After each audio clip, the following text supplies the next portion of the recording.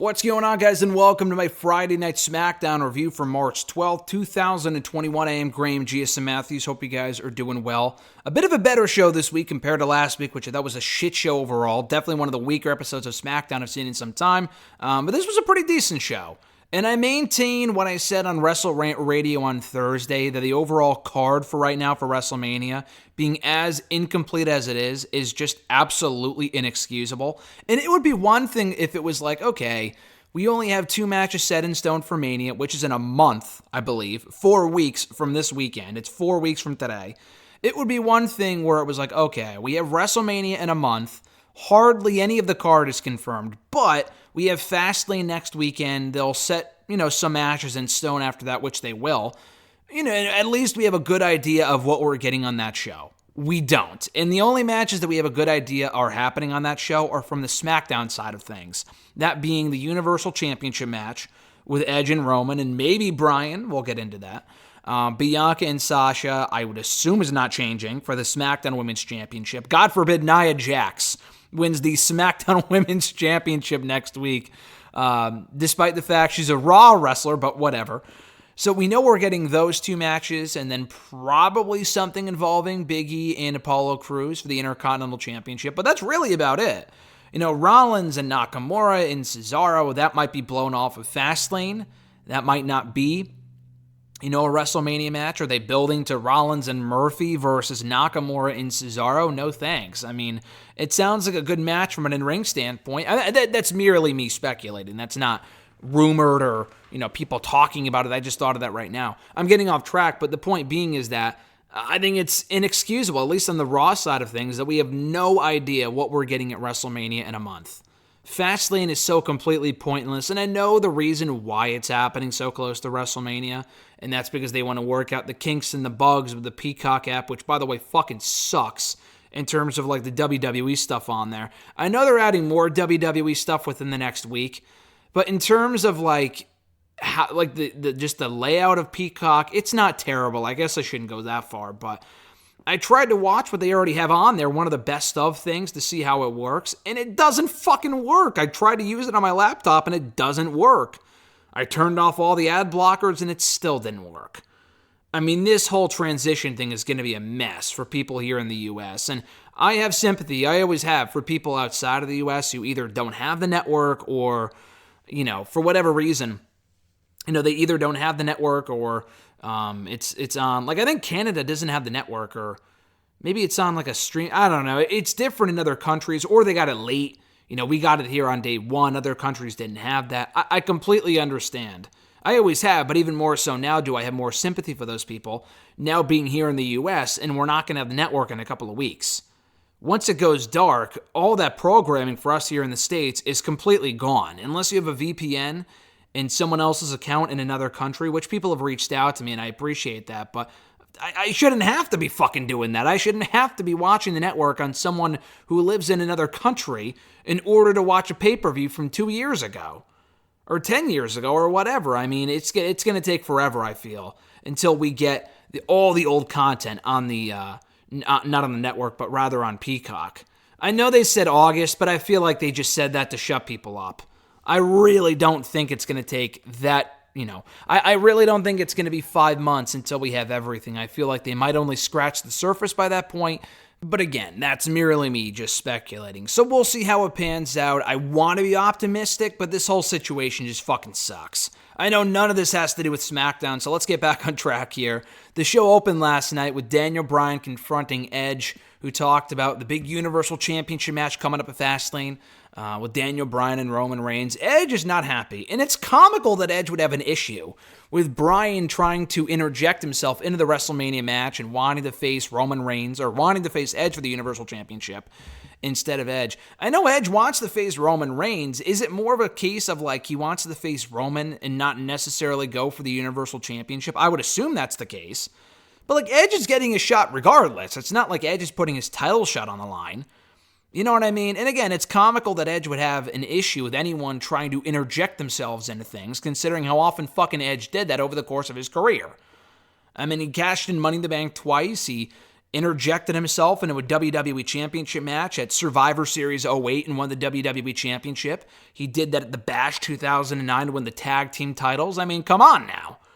You know what I mean? Like, it's completely ridiculous that Edge would have any sort of an issue with Daniel Bryan wanting to get a shot at the Universal Championship at Fastlane. So I thought this was a really good segment, and it felt like they really laid it on thick that it could be Bryan versus Edge at Mania, and I don't think it will be, and maybe it could be on night 1, and night 2 we get Edge and Roman. I'm not exactly sure, but, I mean, the thing is at this point, if and when Bryan loses at Fastlane, and he should lose, Roman has come this far as champion, he should not be losing the title at fucking Fastlane, okay? What do you do with Daniel Bryan at WrestleMania? And I've said for months that Bryan would be facing Seth Rollins, and maybe that was the original plan. Because remember, when Rollins first attacked Cesaro over a month ago, 5 weeks ago, it was Bryan who came to Cesaro's aid. So, with that being said, it looked like they were building the Rollins and Bryan. Rollins eliminated Bryan from the Royal Rumble match. They crossed paths late last year on SmackDown, and Rollins' his first appearance on SmackDown as a SmackDown superstar. So, to me, it looked almost obvious that it was going to be Rollins and Bryan. It appears they may have changed course, because now Nakamura is getting involved in the Cesaro-Nakamura, or the Cesaro-Rollins rivalry. And Bryan has been pretty firmly planted into this storyline with Edge and Roman Reigns. So, I don't know, but I thought this was a great segment, and it made sense after what we ended up getting at the end of this show with Edge and Daniel Bryan and Roman and whatever. The first match on the show saw Rey Mysterio, Dominic Mysterio, and the Street Profits knock off Otis, Chad Gable, Dolph Ziggler, and Robert Roode after Montez Ford pinned Roode. So we're led to believe that the Profits will be next in line for a tag team title shot. I would assume so. If they get it out of the way at Fastlane, that is totally fine by me. I do not want the Profits versus Ziggler and Roode again at WrestleMania. And they've literally been feuding now for like 4 or 5 months. Like, not even kidding. When Roode and Ziggler initially reunited, they went after the Profits on Raw and their Raw tag team titles. That is how long these two teams have been fucking feuding, because these two brands have no other tag teams. That's the problem. So, I would assume after coming off of this match, after what we got this week and whatever, that we'll probably get that match of Fastlane, Roode and Ziggler retain, and then we get a fatal 4-way with all 4 teams at WrestleMania. I said this last week, that does absolutely nothing for me. That does not interest me. I guess it gets all the teams on the card, but we have never had, as I've pointed out before, a standard 2-on-2 match for the SmackDown Tag Team titles at WrestleMania. Not last year, not 2 years ago, not 3 years ago, 4 years ago. They didn't even have the titles defended at WrestleMania. And 5 years ago, they didn't even exist at WrestleMania 32. So it looks like we're getting a fatal 4-way. That, to me, just feels lazy, but with how lazily booked this tag team division has been, I'm not surprised.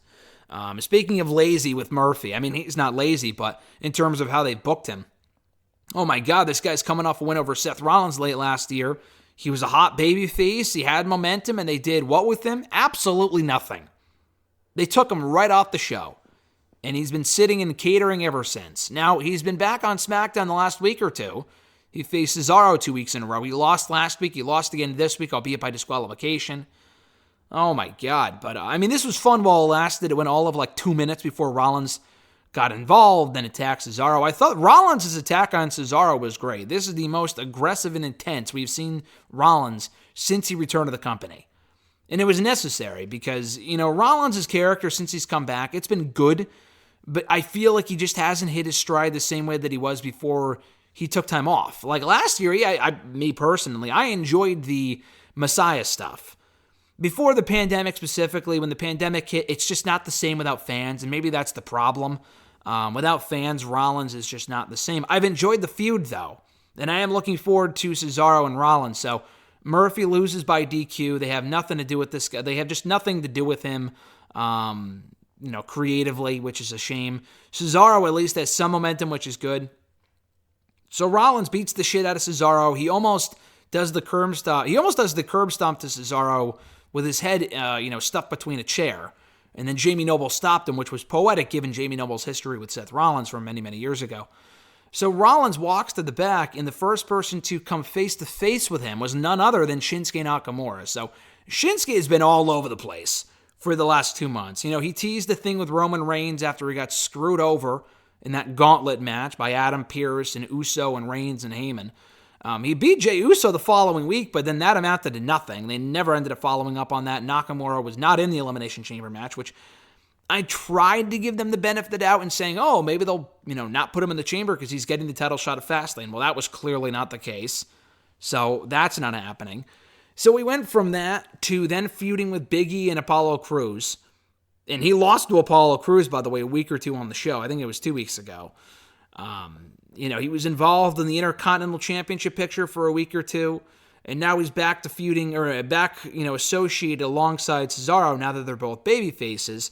He's teasing something with Rollins, which I think is cool. What does that mean for WrestleMania? Do we get Rollins and Cesaro at Fastlane and then a triple threat at Mania? I mean, maybe. I was thinking that with Bryan. But instead of Bryan, you put Nakamura in there because Nakamura is a friend of Cesaro. Could this be leading to the tag team match I mentioned earlier with Cesaro and Nakamura versus Rollins and Murphy? I fucking hope not. Would it be a good match? Yes. Is it WrestleMania worthy? Absolutely not. It's hardly worthy of happening on an episode of SmackDown. I just don't care. And I feel like that would be a waste. I know it gets everyone on the show, but Murphy's been off the show for months. Putting him back with Rollins would be a mistake. And Cesaro and Nakamura, I don't really want to see them reunite. I would rather see them just do their own thing. So I really hope that's not where they're going with this. We then had Sasha Banks and Bianca Belair on the Kevin Owens Show with Kevin Owens. And yes, Kevin Owens is back as well. The return of Big E was touted throughout the last week, and that's great. Big E's the Intercontinental Champion. But what the fuck about Kevin Owens? I mean, the guy's been off the show since Elimination Chamber. We've seen Big E since then. Big E, actually, I'm not sure. Big E was gone for maybe 2 or 3 weeks. I want to say 3 weeks. Owens has been gone for like 3 weeks as well. So he was gone up until now when he came back to host his fucking talk show. And he really didn't factor in any of this. He was just there. He was really just there to ask the questions. Literally, that's it. He served no other purpose here, which is a shame. The segment itself was fine. I thought Bianca and Banks had great chemistry. They got some lines in there. This is what I want to see more of out of these women going into WrestleMania. None of this bullshit with Reginald, Nia Jax, and Shayna. What the fuck was that Nia Jax Reginald video package they aired? The biggest fucking waste of 5 minutes of my life when they showed Reginald trying on suits and Nia Jax was hitting on him. Oh my God, that was terrible TV. I mean, SmackDown's a far better show than Raw, but my goodness, let's not get ahead of ourselves here. That was awful. Why is Reginald even still involved in this shit? He's hitting on Sasha. He's aligned with Nia and Shayna. Nia fucking loves him. He was with Carmella. Who cares? Who cares about Reginald? Why is he even involved in this? Why are we getting Nia and Shayna again? Why is Sasha Banks still a babyface? I have a lot of questions and no answers. So this was all done to further the feud between Banks, Bianca, Shayna, and Nia. Again, who cares? Give me Sasha and Bianca. Focus on them two going into WrestleMania, which is in a month, by the way, if people forget. It's in a month. Let's focus on that feud and not so much about the pointless tag team titles that they could have just put on NXT instead of giving NXT their own set of women's tag team titles, which also makes absolutely no sense. Anyway, so we had that. That immediately led into Natalya and Tamina versus Banks and Bel Air. Who cares? I mean, again, who gives a shit? Natalya is fucking awful. Tamina's even worse.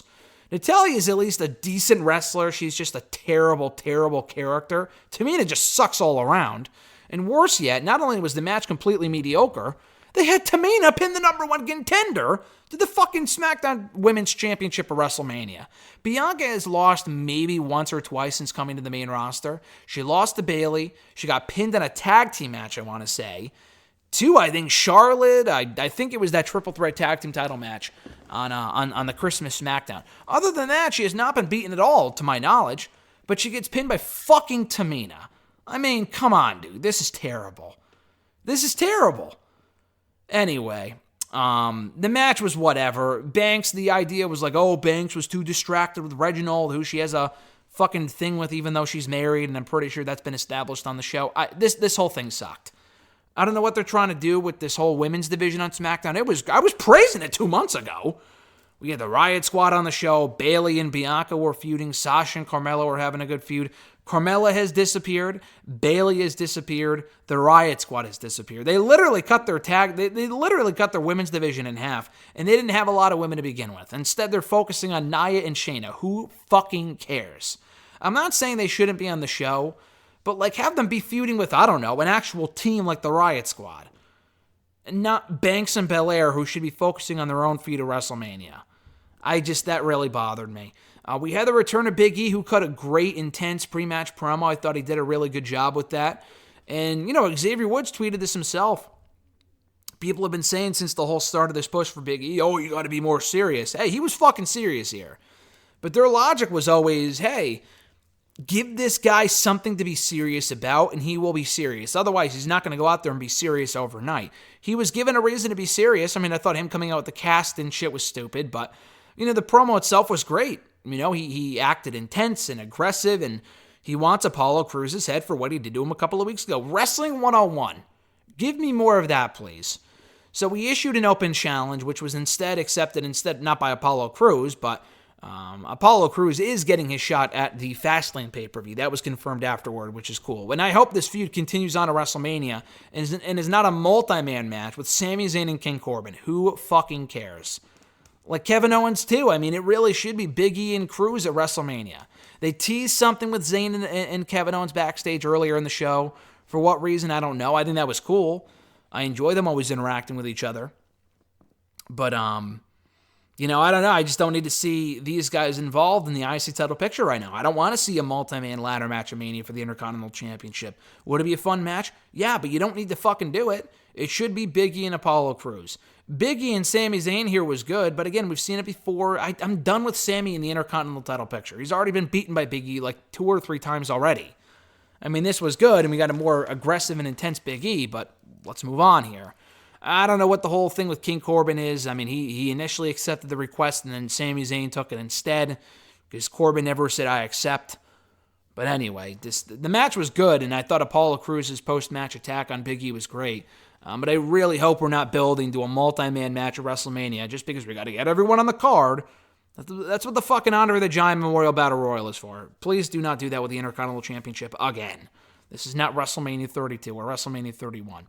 To close off the show, we got a great contract signing for the Universal Championship match of Fastlane between Daniel Bryan and Roman Reigns. The mic work was great, and there's just so much they can get into there with their history and the Rumble stuff from 6 years ago. There is so much shit they can get into that just to, have it be done and over with the Fastlane without revisiting it at some point would be a massive waste. Bryan is telling a great story. He believes this is his final WrestleMania. He wants to make the most of it, and I think that's cool. This whole thing descended into chaos when Bryan went off on Jey Uso and tried to tease some tension there by saying that Jey Uso, he did to what Roman Reigns could not, and he made him say, I quit. He made him tap out. You couldn't even do that. So Jey Uso gets heated, and that brought out Edge. And Jey Uso, before Edge came out, Jey Uso said, I want to be the special guest enforcer for your match at Fastlane. And then Edge took exception to that. And Edge said, listen, I'm going to step in the ring for the first time in 11 years next week on SmackDown, my first SmackDown one-on-one match in 11 years.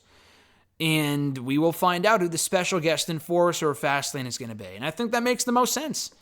And obviously, Edge is going to win.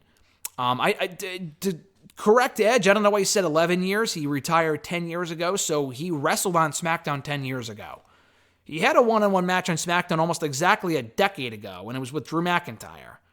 So he had tag team matches before he retired with Christian and shit. But still, he had a couple of one-on-one matches on SmackDown in 2011, so I don't know why he said 11 years. Someone gave him the wrong information, but I thought that was cool. And then Bryan hit the running knee on him, I think by accident, and that kind of closed out the segment. So I thought anything involving the Universal Championship on the show was great. I thought the Intercontinental title stuff was great. We had some good matches on the show. I thought Cesaro and Murphy was fun while it lasted. The Rollins attack was well done. Even the 8-man tag team match, which was basically a showcase for SmackDown's depleted tag team division, I thought that was good. The only things I didn't like on the show were, unfortunately, the stuff involving the women's division. Not because of the talent involved, which, other than Tamina and Natalya, because they're terrible, and Nia sucks too, but just what they're doing here really fucking bothers me. It should be Bianca and Belair as the focal point of that show. Have Nia and Shayna feud with the Riot Squad or even Natalya and Tamina. Who cares? I mean, having Natalya and Tamina feud with the baby faces is completely stupid. Because Bianca and Belair should be focusing on themselves. There's no reason to be having them go after the tag titles again after they already fucking lost at Elimination Chamber. And the KO show is a complete waste of Kevin Owens. Just keep him off the show at that point if that's what you're going to bring him back for. I mean, they teased something with him and Sami, but like other than that, I mean, I don't know. So the stuff with the women, unfortunately, was a giant miss, but the rest of the show I thought was good.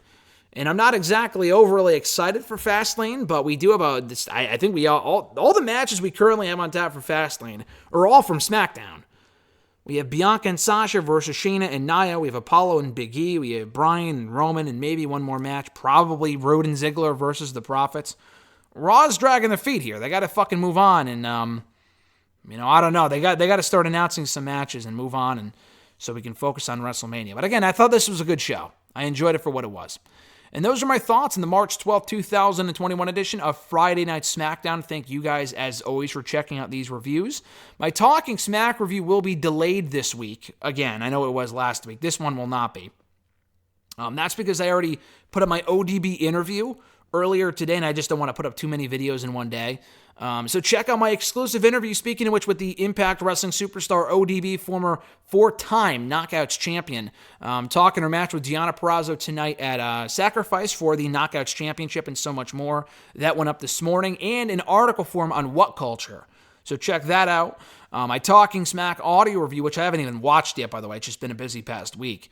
But that will be up on tomorrow, on Sunday. So you can check that out. I also have a special WandaVision Season 1 recap and Falcon the Winter Soldier show coming. That's a preview show, podcast coming tomorrow as well.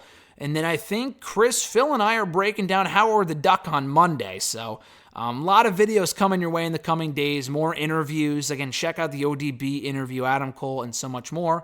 You can like this video, drop a comment, share the video, and subscribe to the channel for more daily content. And be sure to, again, hit that bell button as well to be notified every time a new video goes up. And subscribe. We recently surpassed 5,000 subscribers, and I thank you guys for that. I really, really appreciate it. We'll properly celebrate one of these days. But until then, guys, have a great rest of your weekend. I'm Graham G.S. Matthews, and I'll catch your ass down the road.